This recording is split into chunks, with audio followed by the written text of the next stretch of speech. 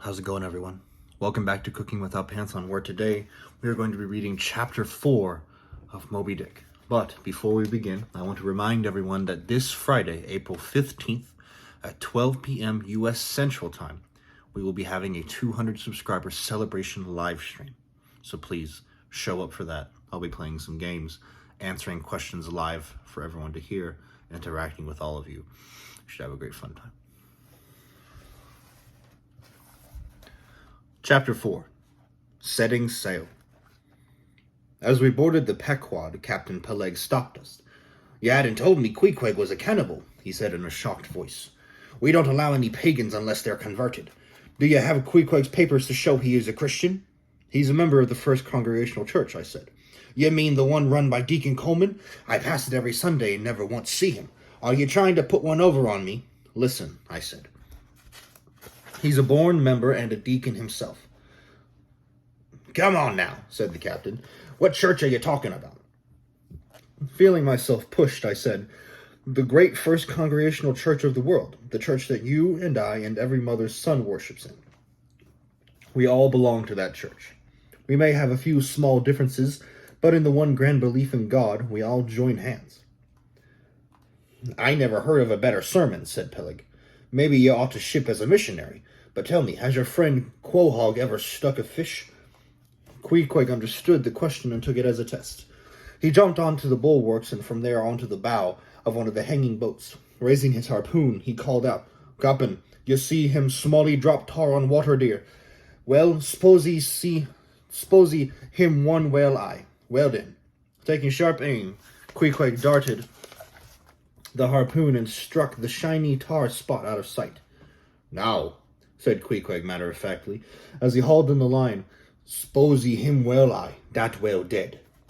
It didn't take Peleg long to sign him on. Instead of writing his name, Queequeg copied a sign he had tattooed on his arm. We had just left the Pequod and were ambling along the street when we were stopped by a stranger. He was shabbily dressed and had a badly pockmarked face. "Shipmates, have you signed on that ship?" he asked, his finger pointing to the Pequod like a fixed bayonet. "Yes," I said, "we have just signed the papers." "Anything in those papers about your souls?" "About our what?" I asked in amazement. "Well, maybe you haven't got any," said the stranger. "But he's got enough to make up for the lack in other chaps, he does. Old Thunder." "Who's Old Thunder?" I asked. "Captain Ahab, of course. What do you know about him?" Although the bedraggled stranger's mind seemed to have slipped a bit, I answered him. He knows his whaling, and he's a good captain." "Both true, but what about the other things?" "Oh, well, never mind. Your names are on the papers already. Some sailors or other must go with him, I guess. God pity him. Good morning, and the heavens bless you." "You can't fool us," I said. "It's easy to look like you have a secret." "Morning to you, morning," he said as he turned to go. "Come on, Queequeg, let's leave this crazy man. But tell us your name, will you, stranger?" "Elijah," he answered. Queequeg and I walked away, both agreeing that the ragged old soldier was a phony, but that name Elijah made me think. The Elijah in the Bible had been a prophet who had warned of bad things to come. We waited a few days while the Pequod was being loaded with all the supplies needed for a 3-year voyage. I kept asking for Captain Ahab, but always got the same answer. He was better and would be coming on board soon. When we received word that we'd be setting sail, I still hadn't met him. I felt uneasy about spending 3 years serving a captain I'd never seen.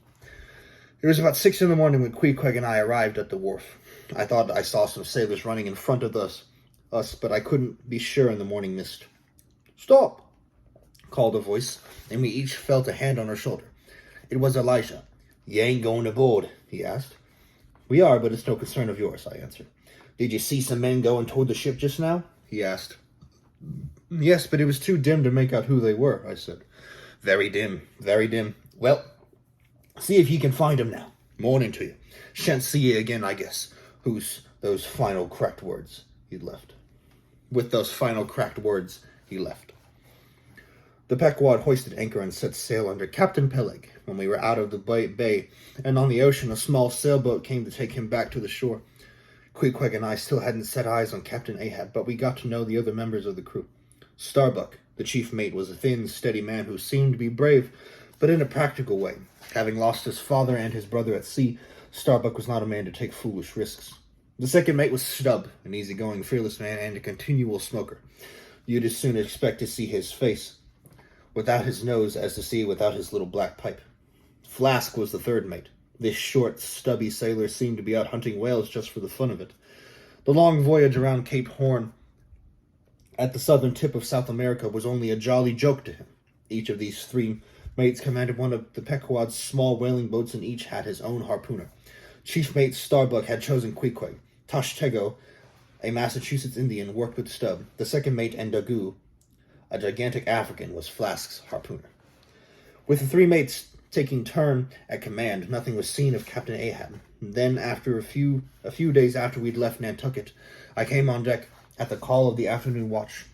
With a sudden shiver, I saw him. Standing there so grimly, Captain Ahab reminded me of a bronze statue, tall and broad of form. A thin white scar threaded its way from his gray hair and continued right down his neck and face till it disappeared inside his clothing. That scar looked like the line of a great tree which had been struck by lightning, but was still alive, and branded. One of his legs was ivory, made from the smooth bone of the whale's jaw. How could he stand so firmly on that ivory leg with the ship rocking as it was, I wondered. Then I saw the explanation. A half-inch hole had been drilled on each side of the officer's quarterdeck.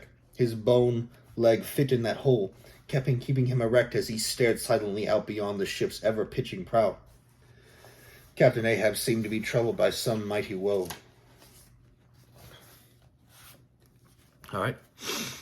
That was Chapter 4. If you all enjoyed this video, then please remember to leave a like, comment, and subscribe to my channel to see more content just like this in the future. Once again, thank you all for watching. Until next time, bye.